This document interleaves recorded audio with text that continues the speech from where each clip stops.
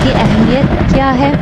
उम्मुल मुमिनीन हज़रत आयशा रज़ियल्लाहु ताला अन्हा इरशाद फरमाती हैं कि एक रात मैंने नबी करीम सल्लल्लाहु अलैहि वसल्लम को अपने बिस्तर पर न पाया, तो मैं हजूर सल्लल्लाहु अलैहि वसल्लम की तलाश में निकली। तो मैंने आप सल्लल्लाहु अलैहि वसल्लम को जन्नतुल बकी में पाया कि आसमान की तरफ नबी करीम सल्लल्लाहु अलैहि वसल्लम ने सर उठाया हुआ था। मुझे देखकर नबी करीम सल्लल्लाहु अलैहि वसल्लम ने फरमाया, अल्लाह ताला निस्फ शाबान को आसमान दुनिया पर जलवागर होता है और कबीला कल्ब की बकरियों के जिस कदर बाल है उनसे ज्यादा लोगों को बख्श देता है।